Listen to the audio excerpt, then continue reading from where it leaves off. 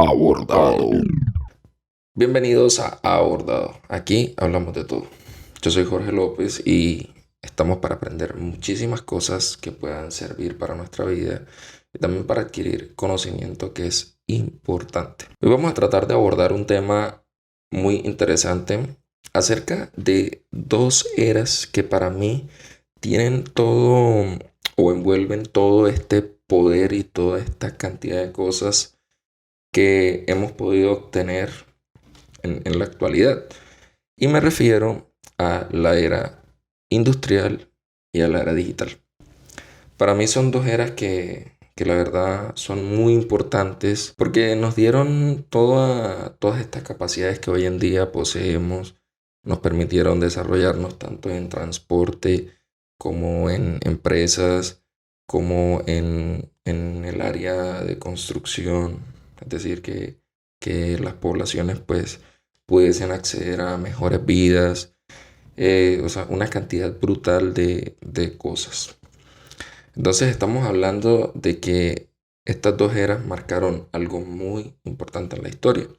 Y lo que vamos a hacer el día de hoy es que vamos a tratar de analizar de la era industrial una empresa que haya marcado tendencia en esa época y que haya permitido revolucionar esa era. Y luego vamos a analizar una empresa de la era digital y que de igual manera haya permitido también pues revolucionar la historia. Como primer movimiento hablaremos de la era industrial que marca todo este nuevo auge y todo este nuevo desarrollo donde la economía anteriormente se basaba fundamentalmente en agricultura y, y en un comercio pequeño, ¿sí? Entonces ya luego que llega la era industrial, todo ya se urbaniza, se industrializa y ya todo es más mecanizado. En este tipo de empresas vamos a tratar de abordar el tiempo que les tomó de alguna manera posicionarse como grandes compañías. Vamos a tratar de analizar cómo nacieron esas ideas, eh, el tiempo que les tomó llevarlas a la grandeza, el valor neto de las compañías, sus estrategias de expansión, sus ventas anuales y sus productos. Así que vamos a tratar de, de englobar lo que más podamos en este tiempo y que podamos aprovechar al máximo las estrategias y los modos como estas empresas llegaron a ser tan grandes y cómo aprovecharon los auges de unas nuevas revoluciones. Porque estamos hablando de que estas empresas marcan tendencia en la revolución. Ahora, quien lleva el liderazgo en la era industrial es Reino Unido. Reino Unido encabeza una serie de transformaciones que la colocaron en la cúspide de todos los países del mundo. Y estamos hablando de que en Gran Bretaña, en el Reino Unido, es donde se comienzan a desarrollar las primeras mega industrias textiles y que lógicamente le permitieron una acumulación de gran capital que abrió paso a nuevas cosas que permitieron un desarrollo mucho más grande. Así que ya tenemos en cuenta que las primeras industrias de la revolución industrial le pertenecen a Gran Bretaña, al Reino Unido, y que fueron las fábricas o las industrias textiles. Así que vamos a enfocar nuestra atención en una industria que haya revolucionado muchísimo para ese tiempo. Y hay una que está muy interesante que se llama Cromford Mill. Esa fue la primera fábrica existente y que para mí es la que marca con muchísima fuerza pues toda esta revolución. Ahora, esa revolución que se desarrolla en esos años a través de la industria textil aborda muchísimas cosas.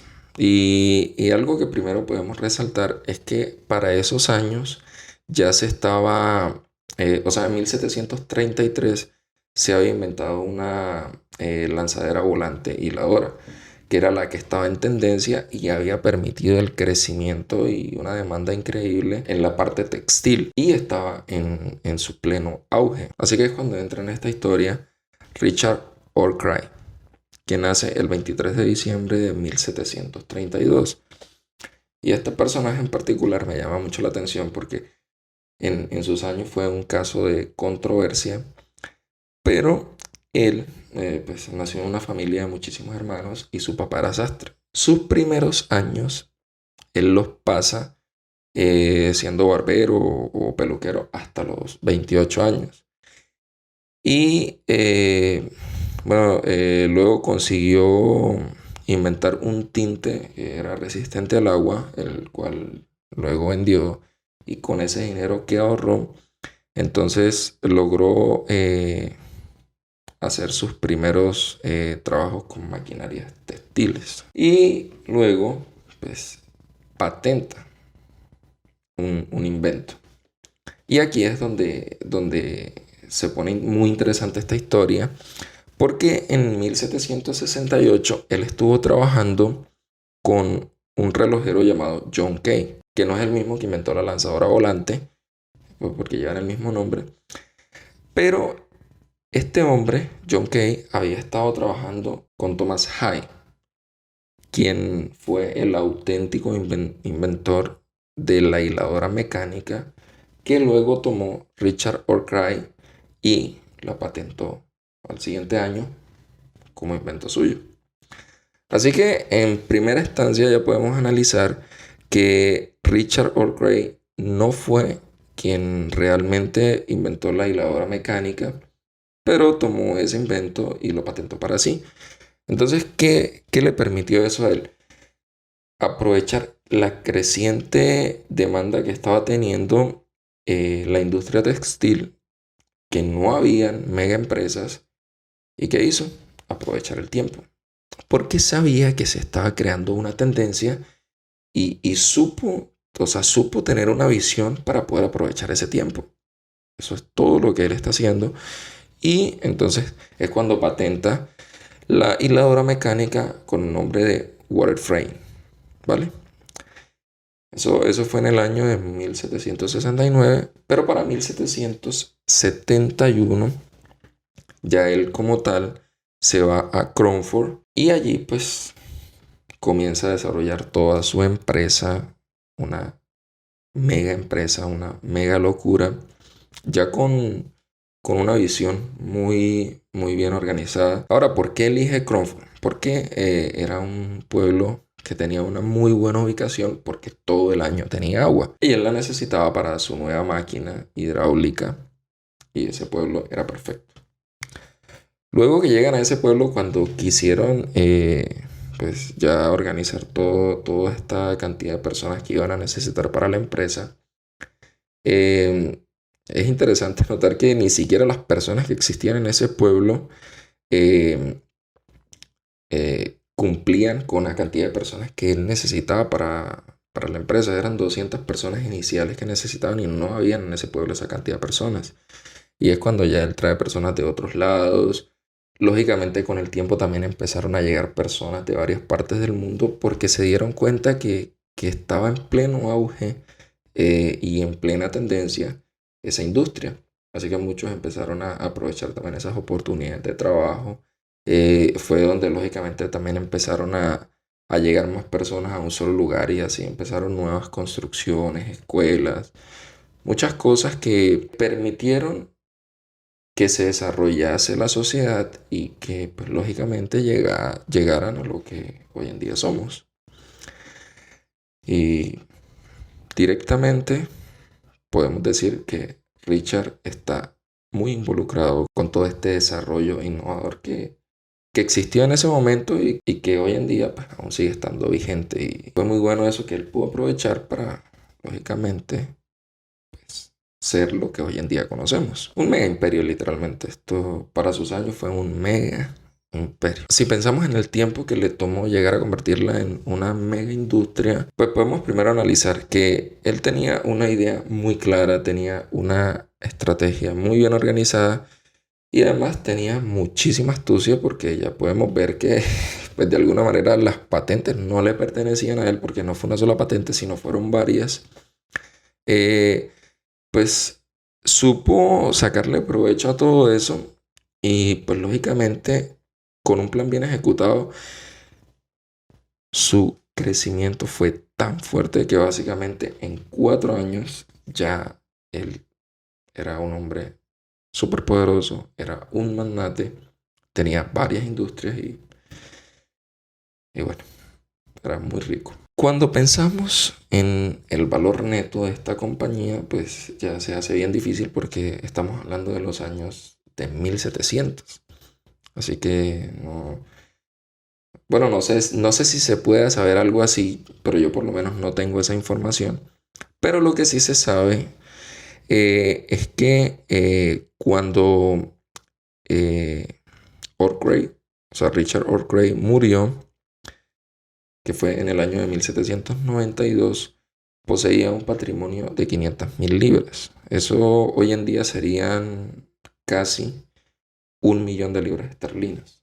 Así que ese más o menos era su patrimonio neto o lo que durante esos años pues logró acumular. Y estamos hablando de 200 y algo de años. Así que fue muchísimo dinero el que logró acumular realmente. Incluso este hombre, a pesar de poseer tantos problemas y de durar muchos años demandado por robar inventos, se le otorgó el título o se le dio el nombre de caballero en el año de 1786. Y era la segunda persona literalmente más rica después de la realeza.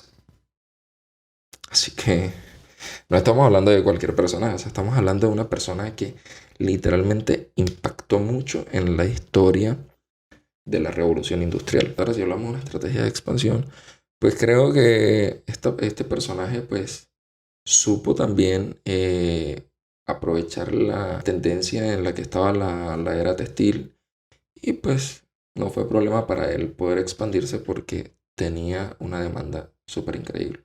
Así que pienso que esos negocios ni siquiera le daban abasto porque ya podemos analizar que necesitaba 200 empleados y ni siquiera los habían en el pueblo.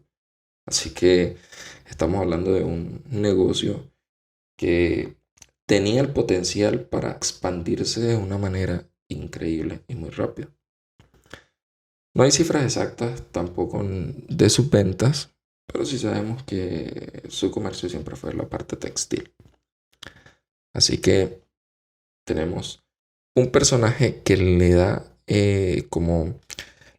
todo este sentido a la revolución industrial, a esa era industrial que le abrió paso a muchas cosas más adelante y que permitieron lógicamente que las riquezas aumentaran de maneras exponenciales, cosa que nunca se había pensado de tal manera, pero allí está la primera creciente importante de la era industrial, que nace en Reino Unido. Ya luego llegamos a esta revolución digital o a esta era digital que nuevamente le da un cambio al curso de la historia y es que también llegaron muchos inventos revolucionarios, pero sobre todo inventos tecnológicos. Y por eso es que se crea una nueva revolución o una nueva tendencia que permitió el aumento brutal de los capitales de una manera todavía más sorprendente. La revolución digital, de la cual me voy a enfocar, la voy a tomar desde 1950 hasta 1970, aunque realmente la empresa de la que vamos a hablar tuvo sus primeros inicios casi desde antes de 1900 y fue fundada en 1911. Y me refiero a International Business Machines Corporation. Espero haber mencionado eso muy bien, pero me refiero a IBM, que anteriormente tenían las siglas CTR, que era Computing Tabulation Recording Corporation. Pero espero estar bien con este inglés, pero bueno, me disculpan si no lo menciono de la mejor manera, pero yo creo que ahí me entienden. ¿Cómo nace toda esta idea de IBM? Porque como todo tiene un inicio. Y aquí, en este inicio, pues se ven involucradas dos personas que para mí le dieron muchísima vida a esta compañía. Y la primera persona es Charles Ranley Fleet, que ellos tienen nombres muy, muy raros. pero pues, solamente no nos vamos a enredar, así que lo vamos a llamar Charles. Que en realidad, antes de llegar a 1911 o antes de que llegara esta unión para conformar CTR, había hecho una cantidad incontable de cosas en su vida. Y particularmente creo que él tenía visiones de negocios o sea, y los conformaba y les daba como esa idea clara para avanzar y pues lógicamente para que siguiese creciendo el negocio. Así que era un hombre excesivamente visionario. Como lo veo yo, este hombre era muy inteligente. Y en la cantidad de cosas que hizo en su vida fue deportista. Fue dueño de un famoso yate llamado Grace. Fue cónsul y en 1899 también formó una empresa de chicles llamada American Chicle. Y también fue responsable de la formación de American Walling Company, que es una empresa más o menos que se dedicaba a lo textil, así que está muy conectado con la era o con la industria textil. Y ya en 1911, entonces es cuando llega la formación de CTR, que fue el primer nombre que tuvo IBM antes de 1924 pasar a llamarse, pues lógicamente IBM. Él estuvo trabajando con esta compañía hasta 1930 y posteriormente murió en Washington en 1934. ¿Por qué este hombre es importante en la historia? Porque está demasiado involucrado con todo lo que representa IBM o CTR en su momento. Y es que él fue quien unió cuatro compañías, porque IBM fue compuesta primeramente por cuatro compañías, las cuales se llamaban, y voy a tratar de mencionarlas lo mejor posible, así que no me juzguen por eso. La primera empresa se llama Tabulatin Machine Company. La segunda, International Time Recording Company. La tercera, Computing Scale Company of America. Y Bondi Manufacturing Company. Era una fusión muy inusual, pero todo esto le permitió abrirse hacia muchísimos negocios y a una variedad de productos que rápidamente le permitieron una gran expansión en el mundo. La compañía es fundada con estos cuatro aliados en el año 1911. Para el año 1914, Charles Flynn contrata a Watson, que es para mí también una de las personas que le termina dando muchísima más vida a la compañía. Aunque lógicamente sin Charlie Flynn no hubiese existido tampoco IBM. Entonces llega Watson, que era una persona que tenía muchísima experiencia en ventas y se encarga de la compañía, pero este personaje se obsesionó muchísimo con las ventas, con el crecimiento de esta compañía. Tanto así que tenía un lema que es piensa.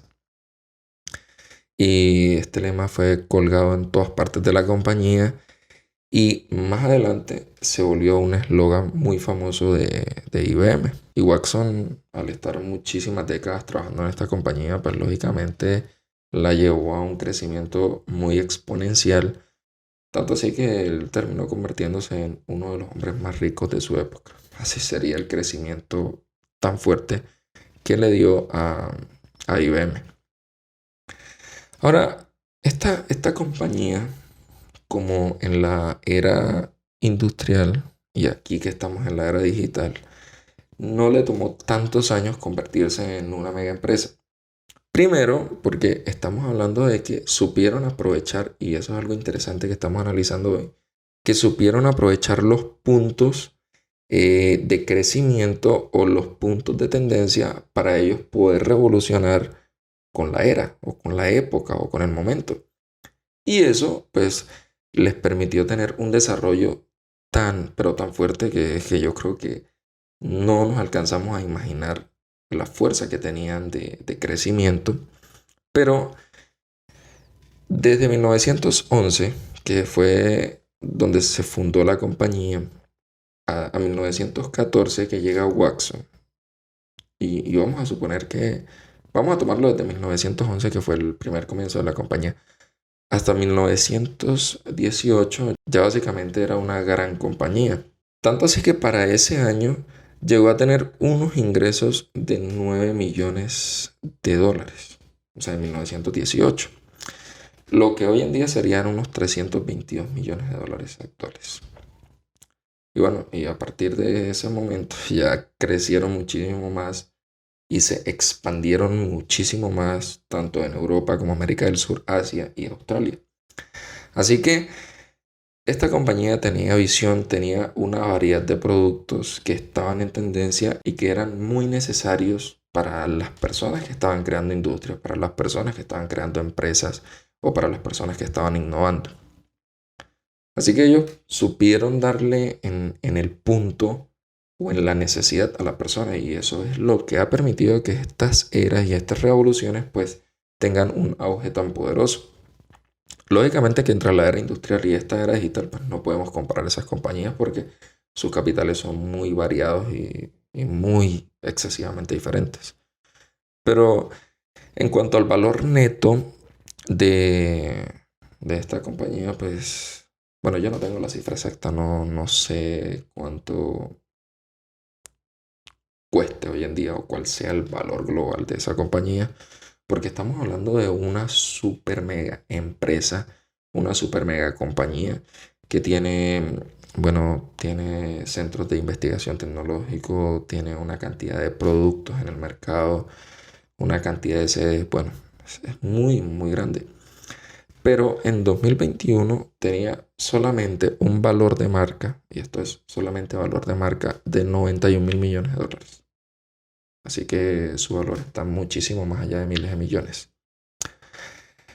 Su estrategia de expansión pues se debe a la tecnología, a la innovación, donde pudieron crear productos muy innovadores y pudieron sorprender una nueva era.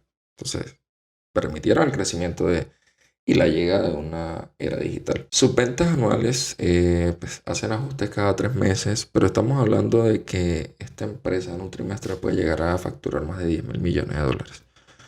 En un año son unos cuantos miles de millones. Son empresas excesivamente grandes. Sus principales comercios están en el software y en el hardware y otros servicios más que ofrece, porque son muy innovadores.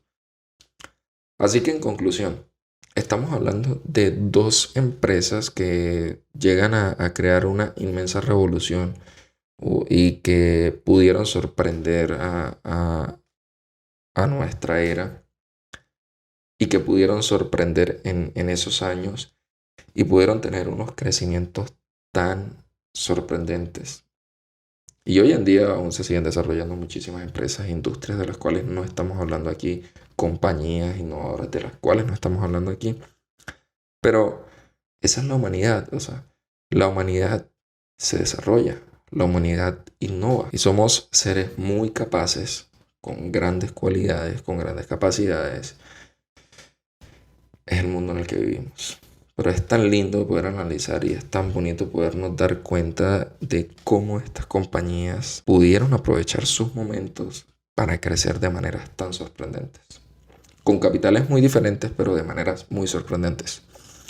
Así que bueno, espero pueda ser algo de mucha lección para nosotros, algo que podamos siempre tener presente en nuestra vida y que no nos detengamos ante lo que quizás estamos buscando y que sigamos avanzando. O sea, podemos expandirnos, podemos crecer de maneras sorprendentes también, no solamente en compañía, sino personalmente o en cada proyecto que se esté emprendiendo. Pero estas historias realmente nos motivan a ir cada día más allá, a avanzar cada día más y que entendamos que ellos fueron personas normales también, pero con una idea clara. Hay muchas cosas que aún le faltan a la humanidad, así que no nos detengamos.